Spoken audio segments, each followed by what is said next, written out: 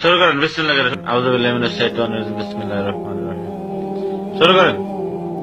আযানের ব্যাপারটা, নামাজের ব্যাপারটা নাকি? না, নামাজের ব্যাপারটা হলো আমি এক মসজিদে ইমামতি নিছি। তখন ওই এলাকার আপনি নাকি আপনার বন্ধু বান্ধব? আপনি না, আপনি নিজে? আচ্ছা আচ্ছা। হ্যাঁ, যখন ইমামতি দিলেন হঠাৎ করে একদিনকে আমি হাটে গেলাম বাজারে, ওটার কাছে।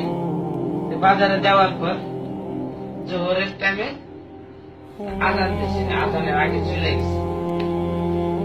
এখন জোহরের আজান হয় নাই। যখন আমি মসজিদে আসলাম, কমিটির লোক রাতের বেলা আমারে আইসে কয়েকজন জিজ্ঞাসা করলো, হুজুর আজ জোহরের সময় আজান দিলেন না কেন? আমি বললাম আজান দিলে আমি তো হাঁটে গেছিলাম একটু কাজে, আজান দিলে সমস্যাটা কি হয়েছে? তার সমস্যা মানে আপনি আজান দেন নাই, আপনি জোহরের টাইমে আজান দিলে এই চোখের ভিতরে যারা কাজ করে এরা সবাই খানা খাইতে আসে, তা আপনি আজান দেন নাই, এরা খুদাই কষ্ট করছে। এর জন্য দায়ী হচ্ছে আপনি, দায়ী আপনি আজান দিলেন না।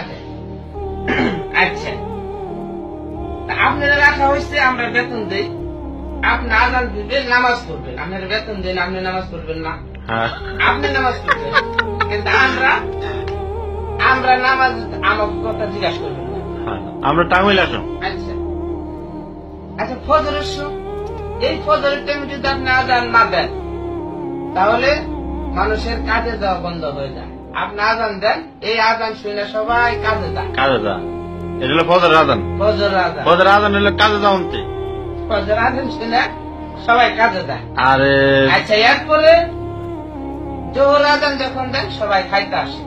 আচ্ছা, আর যখন আসর আজান দেন তখন সবাই কাজের থেকে ফেরত চলে আসে, একেবারে চলে আসে। তখন এদের কাজ সমাধান। ওই দিনের লেগে ছুটি।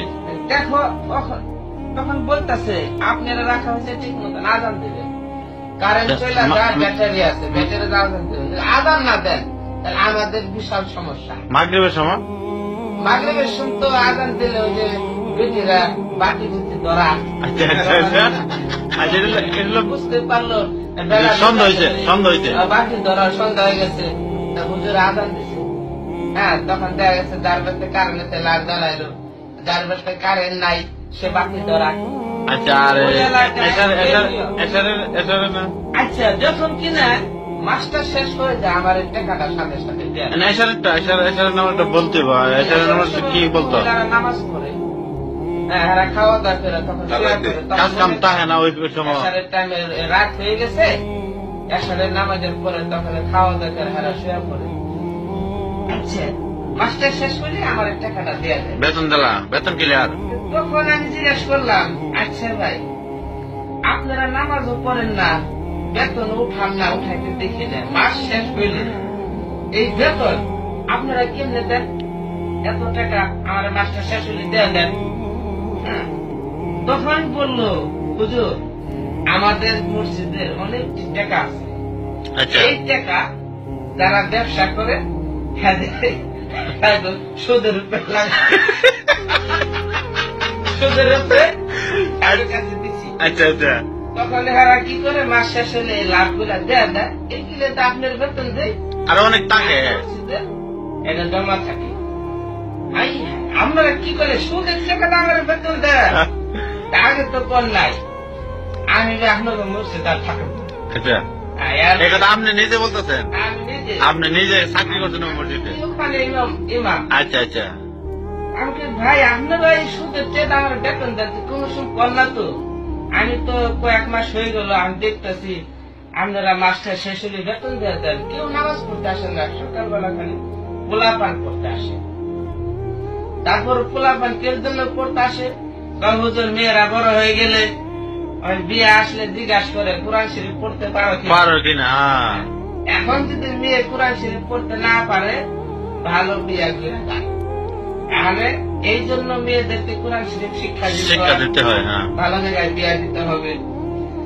এই পরিস্থিতি ওই এলাকা। এলাকার নাম কি? এলাকার নাম হয়েছে গ্রামটা নলবেল। নলবেল। এটা কোন ডিস্ট্রিক্ট? ঢাকা নবাবগঞ্জ। নলবেল। নবাবগঞ্জের ভিতরে কোন থানাটা? নলবেলপুর সাইড গ্রাম। এখন যাক আল্লাহ তাদেরকে হেদায়েত করুন। এই এলাকা আমি নিজে অনেক দোয়া করছি আল্লাহ তাআলা তাদেরকে নামাজি বানাক। কিন্তু অনেক ছেলে মেয়েরা পড়তে আসতো, মসজিদ জায়গা হইতো না।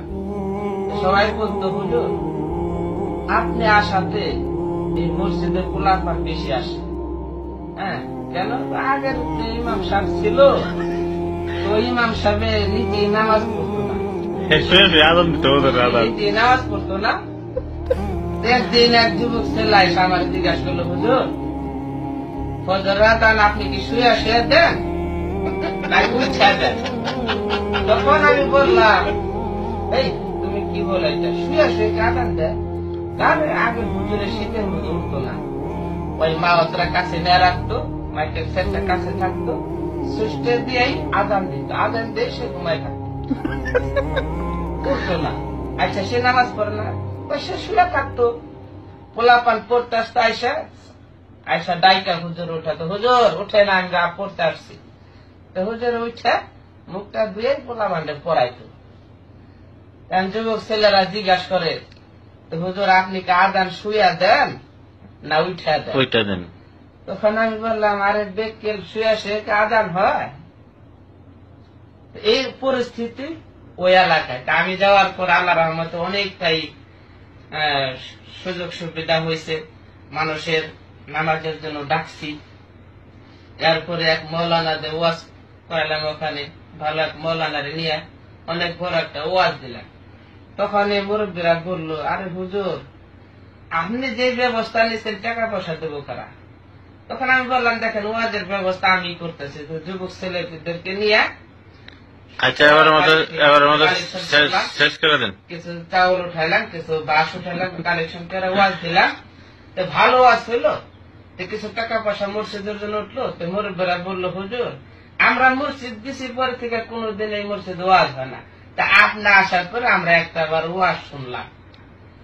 একবারই পরে ওখান থেকে আমি চলে গেলাম। আলহামদুলিল্লাহ। ওকে, বিদায় নেন দর্শকের কাছ থেকে। সালাম দিয়ে বিদায় নেন। আচ্ছা, আসসালামু আলাইকুম ওয়া রাহমাতুল্লাহ। সবাই আমার জন্য দোয়া করবেন ইনশাআল্লাহ।